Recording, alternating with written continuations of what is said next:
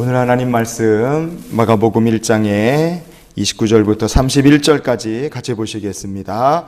회당에서 나와 곧 야고보와 요한과 함께 시몬과 안드레의 집에 들어가시니 시몬의 장모가 열병으로 누워 있는지라. 사람들이 곧 그 여자에 대하여 예수께 여짜온대 나아가사 그 손을 잡아 일으키시니 열병이 떠나고 여자가 그들에게 수종드니라. 아멘. 예수님께서 우리의 집에 찾아오셨다. 어떤 일이 일어날까? 베드로의 집에 찾아온 이야기를 통해서 저 여러분의 삶 속에 하나님 찾아오시는 가정이 되기를 기도하고 주님이 찾아오실 때 일어날 영광스러운 일들을 소망하며 기도 시작하고 소망을 가지고 사는 주의 백성들이 되시기를 축복합니다. 우리는 사도 베드로 하면은 좀 과격하고 무식한 사람이라는 이미지를 떠올리기도 합니다. 왜냐? 요한복음 18장에 10절 말씀에 이런 말씀이 있습니다. 예수님께서 겟세마네 동산에서 기도하실 때 주님을 붙잡기 위해서 제사장들이 그리고 이 바리새인들이 보낸 사람들이 무장을 하고 예수님을 연행하려고 강제로 잡아가려고 사람들이 몰려온 거예요. 근데 성경은 있었던 일을 이렇게 얘기를 해줍니다. 여기 보시면요, 베드로가 칼을 가졌는데 그것을 빼어 대제사장의 종을 쳐서 오른쪽 귀를 베어버리니 그 종의 이름은 말고라 그랬습니다. 사도 베드로는 예수님 기도하시는데 같이 갔던 사람인데 놀랍게도 그는 기도하는 그 자리 겟세마네 동산에서 칼을 가지고 있었다 얘기합니다. 그리고 사람들이 몰려오니까 칼을 빼갖고 그냥 오는 사람의 귀를 그냥 댕공 잘라버린 거예요. 칼을 가지고 있었다, 사람의 귀를 잘랐다. 이게 그 사람이 피했으니까 귀가 잘렸겠죠. 아마 못 피했으면 목이 잘렸을 겁니다. 그러니까 죽이려고 휘둘렀겠죠. 얼마나 무시무시한 일입니까? 그런 이런 걸 생각하면 이 베드로라는 사람은 보통 성격은 아니구나. 무진장 무서운 사람이구나. 이 사람이 정말 좀 안 좋은 말로 눈이 뒤집히면 물불 안 가리고 사고 칠 사람이구나. 우리가 그렇게 생각해 볼 수 있습니다. 베드로는 또 이 사람 많이 배우고 똑똑한 사람이냐? 우리가 베드로 그러면 그런 이미지와는 많이 멀다 생각합니다. 베드로에게는 무식하다 그런 이미지가 더 씌워져 있어요. 성령을 받은 베드로가 복음을 전하다가 유대인들의 회의인 공회로 소환을 당합니다. 또 누가 도대체 그런 권세를 줘서 복음을 전하냐, 예수를 전하냐 막 혼나고 이제 재판받아 잘못하면 죽거나 감옥에 갇힐 만한 상황이에요. 근데 공회 앞에 딱 선 베드로 사도가 담대하게 얘기를 해요. 공회 앞에 서서 예수님이 누구신지를 얘기하고 아주 유명한 신앙의 고백, 그 얘기, 우리가 지금도 쓰는 얘기를 베드로 사도가 공회에 모인 사람들 앞에 얘기합니다. 사도행전 4장의 11절, 12절 같이 한번 읽어보시겠습니다. 이 예수는 너희 건축자들의 버린 돌로서 집 모퉁이의 머릿돌이 되었느니라. 다음이요. 다른 이로서는 구원을 받을 수 없나니 천하 사람 중에 구원을 받을 만한 다른 이름을 우리에게 주신 일이 없음이라 하였더라. 아멘. 예수 그리스도는 건축자가 버린 돌이었다. 그 돌이 모퉁이의 집 모퉁이의 건물의 모퉁이 돌처럼 되게 하신 분은 하나님이시다. 예수께서 모퉁이의 머릿돌이 되셨고 천하 인간 그 많은 사람 중에 우리에게 구원 얻을 수 있는 이름을 주신 분은 예수 그리스도 이름밖에 없다. 담대하게 사도 베드로는 얘기합니다. 모퉁이의 머릿돌, 천하 인간 중에 구원 얻을 만한 다른 이름 우리에게 주신 일이 없다. 지금도 성도들이 고백하는 신앙의 고백을 베드로가 얘기를 합니다.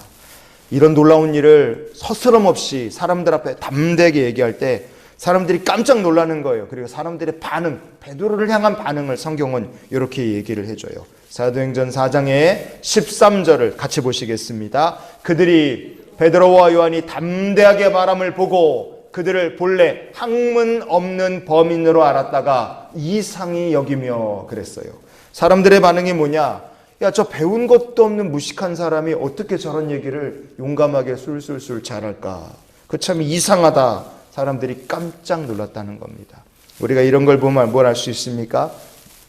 베드로라는 사람은 우리가 생각하는 이미지처럼 참 과격도 하고 배운 것도 많이 없는 어찌 보면 무식하기도 하고 정말 그런 사람인 거예요.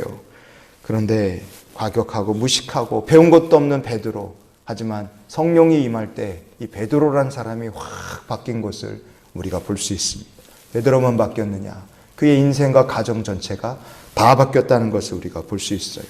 베드로에게 참 의외의 모습이 있다. 성령 받고 나니 사람이 바뀌어 참 의외의 모습이 됐다. 성경 우리에게 이렇게 얘기해 줍니다. 고린도전서 9장의 5절 말씀 한번 보시겠습니다. 우리가 다른 사도들과 주의 형제들과 게바와 같이 믿음의 자매된 아내를 데리고 다닐 권리가 없겠느냐 그랬어요. 사도 바울이 고린도 교회 성도들에게 편지하면서 사람들이 바울을 향하여 당신은 사도도 아니다 그렇게 얘기하면서 공격했던 것 중에 하나가, 봐라, 다른 사도들 중에 특히 베드로 같은 사도는 자기 부인과 함께 복음 전하며 다니는데, 사도 바울 당신은 결혼도 안 하고 부인도 없고 가정도 없는데 당신이 사도로서 온전하지 못하다. 그렇게 바울의 개인의 삶을 놓고 비방하는 사람들도 있었던 거예요. 바울이 다니면서 성도들에게 도움을 받는 것이 아니라 자기가 다 일해서 스스로 벌어서 생활비를 충당하면서 복음 전하고 교회 세우고 그리스도의 제자 양육하는 거 얼마나 잘하는 일입니까? 근데 그것마저도 마음에 안 들어서 시비를 거는 사람들이 있었어요. 그래서 사도 바울이 고린도 교회 성도들에게 한 얘기 중에 하나가, 믿음의 자매가 된 아내를 데리고 다닐 권리가 있는 사람, 나도 베드로처럼 그렇게 할 수 있는 사람이다 얘기를 한 겁니다. 바꿔 말하면요, 베드로 사도는요, 특히 많은 초대교회 예수님 세우신 12사도 중에 하나, 가룟 유다 죽고 마띠아 들어온 다음에 이 12사도들이 이렇게 있을 때 12사도들 중에 꽤 많은 사도들이 자기 부인과 함께 이렇게 복음을 전하며 다닌 거예요. 그 중에 베드로는 유달리 어디를 가든 자기 부인과 함께 복음 전하러 다닌 일에 눈에 띄게 그렇게 사역을 했던 사람이다. 우리가 그렇게 이 말씀을 통해 볼 수 있어요. 왜 그렇게 됐을까요? 왜 부인과 함께 복음을 전하러 다녔겠습니까? 그것은 하나님께서 주신 은혜가 있기 때문에 그렇습니다. 오늘 말씀 사건하고 이해가 연결하면 우리가 볼 수 있습니다. 마가복음 1장 오늘 본문 말씀해 보면요, 오늘 본문이 들어있는 마가복음 1장의 스토리를 우리가 한번 봤으면 좋겠어요. 예수님께서 갈릴리에 고기 잡으러 간 제자들을 만나십니다. 그걸 부르세요. 그리고 가버나움의 회당에 들어가셔서 말씀을 전하시고, 그리고 그 가버나움에 있는 베드로의 집으로 주님께서 찾아오십니다. 와봤더니 베드로의 장모님이 열병을 앓고 알아 누워있는 모습을 보게 됩니다. 마가복음 1장의 29절 말씀해 보시면, 회당에서 나와 곧 야고보와 요한과 함께 시몬과 안드레의 집에 들어가셨다고 성경은 얘기합니다. 베드로는 예수님을 자기 집으로 모신 거예요. 예수님께서 야, 너네 집에 가자 그렇게 말씀하셨겠습니까? 베드로가 주님께 우리 집으로 오시라고 초청을 한 거죠. 근데 집에 딱 와보니까 상황이 희한한 거예요. 마가복음 1장의 30절 말씀 우리가 읽어봅시다. 시몬의 장모가 열병으로 누워 있는지라 그랬어요. 장모님이 병이 나서 알아 누웠어요. 베드로가 장모님이 열병 나서 아파 누워있다 하는 것을 알았겠습니까? 몰랐겠습니까? 몰랐겠죠. 몰랐으니까 그리를 모시고 갔겠죠. 열병이 난다, 열이 확 난다, 사람이 38도 39도 이렇게 열이 나는 게 지금 당장 그렇게 되겠습니까? 보통 하루나 이틀 감기 걸리고 콜록거리고 몸이 이상하면 하루나 이틀이면 열이 확 오르고 사람이 아픕니다. 병이 들어요.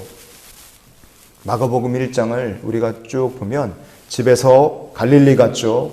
갈릴리에서 밤새도록 고기 잡고 허탕 쳤죠. 예수님 만나고 제자로 부름받고 걸어서 가버나움 회당으로 돌아오고 회당에서 예배드리고 그리고 집에 온 거예요. 그러면 전날 낮에 나갔으면 다음날 낮이고 하루고, 전날 아침에 나갔으면 하루 반나절이에요. 그러니까 장모님이 집 나갈 때 이미 좀 몸이 안 좋았는데 나가서 고기 잡고 가버나움으로 돌아오고 회당에서 예배드리고 집에 왔을 때는 시간이 최소 하루는 지났기 때문에 열이 확 나서 아파 몸져 누울 만한 시간이고, 이 상황을 베드로는 몰랐을 게 그게 답이라 이겁니다. 베드로는 몰랐던 거예요. 집 떠났다가 돌아왔는데 와보니 장모님이 누워 계시다. 아파서 꼼짝 못해요. 근데 왜 집으로 모셨겠습니까? 이 상황을 몰랐으니까 일단은 모신 것이고, 첫 번째는 몰랐죠. 그리고 두 번째는 뭐겠습니까? 왜 집으로 모셨을까? 내가 평생에 고기 잡는 갈릴리에서 어부로 살았는데 이제 고기 잡는 거 때려치고 예수님을 나의 스승, 선생으로 삼아서 주님을 따라다니는 삶으로 내 인생 방향을 완전히 바꾸는 거예요. 여러분, 일생일대의 중요한 결단을 내린 겁니다. 베드로라는 사람의 인생이 완전히 달라지는 거예요. 고기 잡던 사람에서 예수의 제자로 산다? 이거 인생이 완전히 바뀌는 대결정이에요. 그거를 누구에게 말하고 싶겠어요? 말도 안 하고 그냥 훌떡 떠나겠습니까? 부인에게, 장모님에게, 식구들에게 말하고 싶지 않겠어요? 걱정할 사람들에게, 집 식구들이 갑자기 그런다니까 걱정하지 않겠습니까? 걱정할 사람들에게 예수님 직접 모시고 가서 보여드리고, 내가 따라다니기로, 내가 모시고 선생으로, 스승으로 모시고 다니기로 결정한 분이 바로 이분이셔. 보여드리고 싶지 않겠어요? 예수님 어떤 분이신지. 그래서 마침 예수님께서 가버나움으로 오시고 회당에 가시고 예배 마치고 배고프고 졸리고 그렇잖아요. 사람이 먹기도 하고 쉬기도 해야 되니까 자기 집으로 모신 건데 와보니 장모님이 알아 누워 계시는 거예요. 아, 이거 어떡하지? 이거 어떻게 하면 좋지? 그게 딱 베드로의 심정이었을 겁니다. 그래서 이 베드로의 열병으로 누워 계신 집에, 장모님 누워 계신데 그 집에 예수님 모시고 왔을 때 상황이 이렇다 보니 당황하는 베드로의 모습을 우리가 성경 말씀을 통해 볼 수 있습니다. 1장 30절을 다시 보시면요, 시몬의 장모가 열병으로 누워 있는지라 그랬습니다. 그런데 여기 보면 사람들이 곧 그 여자에 대하여 예수께 여짜온대 그랬어요. 여러분, 말씀에 있는 상황을 보십시오. 베드로의 집이고 베드로의 장모님이에요. 그런데 베드로의 얘기가 싹 빠져 있어요. 얼마나 당황했으면 이렇게 하겠습니까? 얼마나 겸연점은 이렇게 하겠어요. 베드로는 꿀먹은 벙어리처럼 가만히 있는 거예요. 할 말이 없는 겁니다. 원래 이게 아닌데 이렇게 생각했는데 상황이 그렇게 되다 보니까, 그래서 누가 예수님께 베드로의 장모, 시몬의 장모가 누워있는 그분을 향해서 고쳐달라고 부탁을 합니까? 베드로가 한 것이 아니라 같이 갔던 사람들, 다른 제자들이 베드로의 장모님을 고쳐달라고 부탁을 해요. 우리가 여기서 첫 번째 기억해야 될 것이 무엇입니까? 이유야 어쨌든 간에, 어떤 상황이든 어떤 이유든 간에 중요한 것은 예수님께서 찾아오신 그 가정에 역사가 나타났다는 거예요. 사람이 아파서 다 죽어가서 예수를 영접하게 됐든, 쫄딱 망해서 예수를 영접하게 됐든, 이유 어쨌든 간에 세상에 정말 다양한 이유로 예수님이 찾아오시고 항복하고 주님 앞에 손들고 나오는 사람들이 있습니다. 안 된 얘기지만, 그러나 한편으로는 감사한 것도 있는 거예요. 이유 어쨌든, 과정이 어쨌든, 결과가 어쨌든, 우리가 지금까지 살면서 지나온 모든 일들을 통해 망했든 아팠든 병들었든 삶과 죽음의 경계를 넘나드는 정말 고생을 직사게 하든 간에 어찌되든 주님이 그 집에 찾아오신다. 그 인생에 찾아오시게 되었다. 여러분, 거기서부터 감사할 일이 생기고 거기서부터 은혜가 나타나 역사가 이루어질 줄 믿습니다. 베드로의 집에 이유에 어쨌든 간에 예수님이 찾아오셨어요. 그래서 역사가 나타납니다. 베드로가 말 한마디 못했죠. 그러나 주님께서 그 집에 찾아오셨기 때문에 그래요. 바꿔 말하면 베드로의 가정의 문제가 해결이 될 수 있었던 이유가 무엇이냐? 주님께서 그 집에 찾아오셨기 때문이다. 우리의 삶에 주님이 찾아와 주시옵소서.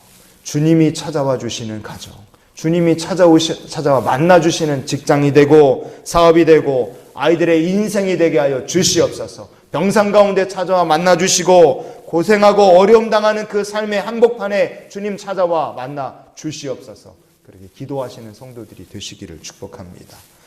베드로의 가정에 문제가 해결될 수 있었다. 그럼 그 비결이 무엇일까? 두 번째는요, 남겨주십시오. 두 번째는 그 찾아오신 주님께 부탁했기 때문에 그렇습니다. 예수님이 찾아오신 것 제일 중요했고, 두 번째는 그 주님 앞에 이거 아닌데, 이 계획이 아닌데, 이거 어떡하지? 계면쩍고 힘들어서, 아이고 우리 모시고 왔는데 죄송합니다. 지금 상황이 좀 곤란하니까 우리 나가시죠. 만약에 베드로가 그랬다면, 예수님 모시고 다른 제자들 끌고 나가버렸다면 장모님이 열병하라 누워있던 그 장모님이 고침받는 기적의 역사는 어쩌면 일어나지 않았을 수도 있다 이겁니다. 지금 상황이 이러니까 다음번에 모시겠습니다. 그리고 나갔다면요. 오셨지만 말 한마디 하지 않고 제자들도 베드로도 입 꾹 다물고 있었다면 장모님이 열병하라 누워있던 분이 고침받는 역사는 일어나지 못했을 수도 있다 이거예요. 상황은 완전히 달라졌을 겁니다. 왜 이런 역사가 나타납니까? 입을 열어 찾아오신 주님께, 우리 가운데 거하시는 주님께 부탁했기 때문에 그래요. 고백한 겁니다. 간구한 거예요. 상황이 곤란하니까 다음번에 아니에요. 그냥 찾아오신 예수님께 있는 모습 그대로 날 도우시기를 구한 겁니다. 어떻게 됐습니까? 구했더니 역사가 나타났어요. 마가복음 1장의 31절 말씀을 같이 읽어봅시다. 나가사 그 손을 잡아 일으키시니 열병이 떠나고 여자가 그들에게 수종드니라. 아멘. 베드로의 장모님은 고침을 받았어요. 일어나 주님과 제자들을 수종들더라. 섬기는 자가 되었다 성경은 말합니다. 여러분, 예수님이 베드로의 집에 찾아오셨다. 이것이 사건이죠. 찾아오신 것으로 아팠던 사람이 고침받는다. 이것으로 얘기가 끝났냐? 주님이 찾아오신 그 축복의 사건이 고침받은 것으로 끝이 났느냐? 아닙니다. 성경은 베드로의 가정에 예수님 찾아오신 축복의 이야기가 이후에도 베드로의 가정의 미래로, 그의 부부의 삶의 미래로 연결됐다는 것을 우리에게 말해줍니다. 우리가 앞서 봤던 고린도전서 9장의 5절 말씀을 다시 보시겠습니다. 게바와 같이 믿음의 자매가 된 그랬어요. 베드로의 아내는요, 믿음의 자매라고 사람들에게 소개가 되고 알려진 겁니다. 그냥 베드로의 부인이 아니에요. 믿음의 자매다. 사람들에게 얘기를 그렇게 초대교회 성도들이 그렇게 알고 그렇게 이해하고 그렇게 받아들였습니다. 이 아델, 믿음의 자매라 이렇게 번역이 된 헬라어 본문이 아델펜이라는 말입니다. 이 아델펜이라는 말은 여자 형제 자매라는 뜻이 있고, 두 번째는 믿음 안에서 같은 신념을 가진 동역자, 펠로워라는 뜻이 있습니다. 나랑 같이 같은 길을 걸어가는 사람이에요. 그냥 아내가 아닙니다. 부부니까 같은 길을 걷는 것이 아니라 이 아내도 정말 예수가 구주이심을 믿고 복음이 진리임을 알기 때문에 십자가의 복음을 전하며 다니는 그 어렵고 고통스럽고 괴롭고 힘든 길을 기꺼이 동역자가 되어 같이 부부가 다닌 겁니다. 남편이 사도라 따라다니는 게 아니에요. 내가 예수를 구주로 확실히 알기 때문에 나도 내가 만난 구주를 전하기 위해 복음의 동역자가 되어 베드로 사도와 함께 복음을 전하러 교회를 다니고 험한 길을 산과들을 마다하지 않고 간 겁니다. 왜 여자 전도자가 됐겠습니까? 왜 복음의 증인이 됐겠어요? 그것은요, 자기 집에 찾아오신 예수님, 내 집에 찾아온 거 아닙니까? 베드로에게만 해당되는 게 아니에요. 누가 고침받았어요? 내 엄마, 친정엄마 아닙니까? 내 엄마가 열병하라 누워있던 그 엄마가 고침받은 그 모습, 부드럽게 붙잡고 어루만지시며 일으키시고 나의 어머니를 고치신 예수 그리스도, 그 주님의 은혜, 그 능력을 잊을 수도 없고 부인할 수도 없고 가만히 있을 수도 없기 때문에 그렇습니다. 그래서 사도 베드로의 부부는 함께 내가 만난 예수를 전하는 믿음의 부부가 돼요. 남편과 아내가 함께 어디를 가든 같이 가서 복음을 전하는 가정이 된 줄 믿습니다. 여러분, 우리가 오늘 이 말씀을 통해서 어떤 영적 교훈을 마음에 감직하고 세상을 살면 좋겠습니까? 하나님, 우리 가정에 주님이 찾아와 주시옵소서. 과정이든 이유든 그것은 부차적인 문제입니다. 제일 중요한 건 어떤 이유가 됐던 주님께서 우리의 삶에 찾아와 주시옵소서. 이게 우리의 기도가 되기 원합니다. 가정에 찾아와 주시옵소서. 우리 아이들의 인생에 하나님 어떤 이유와 과정이든 하나님 그것은 부차적인 문제고, 좋은 일이든 어렵고 나쁜 일이든 상관없이 일단 예수님 찾아와 만나주시는 은혜를 우리 가정에, 자녀들의 삶 속에 하나님 베풀어 주시옵소서. 우리가 기도할 수 있기 원합니다. 그리고 거기서부터 시작하는 거죠. 찾아와 주신 주님, 우리를 만나주신 주님께 기도함으로 베드로의 가정에 장모님이 고침받는 역사 나타났듯이 주님이 찾아와 함께 하심으로 우리의 삶의 문제가 해결되고 믿음이 자라나고 온 가족이 함께, 부부가 함께, 자녀들이 부모와 함께 예수 그리스도의 복음의 증인으로 사는 믿음의 가정이 될 수 있도록 하나님 역사해 주시옵소서. 우리의 기도가 거기까지 갈 수 있기를 원합니다. 그래서 이번 한 주간 이런 기도로 우리가 한 주간의 삶을 살았으면 좋겠어요. 같이 보시겠습니다. 주님이 찾아와 주시는 가정, 날마다 주와 동행하는 성도가 되게 하소서. 아멘. 예수님께서 베드로의 집에 그냥 우연히 찾아오신 게 아닙니다. 우리의 삶에 일어나는 모든 일들 가운데 우리 아까 찬양했던 것처럼 예수께서 늘 함께 하십니다. 삶에 가장 힘들고 어렵고 때로는 당황스러운 일들을 통해서도 예수님이 찾아오신다 하는 것을, 주님이 찾아오시고 주께 이야기하고 삶이 바뀔 은혜의 계기가 될 수 있다는 거 여러분 기억하십시오. 하나님의 선한 신손에 맡기고 주님이 찾아오시는 가정 되고 주님이 들어쓰시는 믿음의 백성 되고 예수님과 그렇게 늘 동행하는 거룩한 인생이 되게 하옵소서. 이런 기도로 한 주간을 사는 주의 백성들이 되시기를 예수님 이름으로 축원을 드립니다.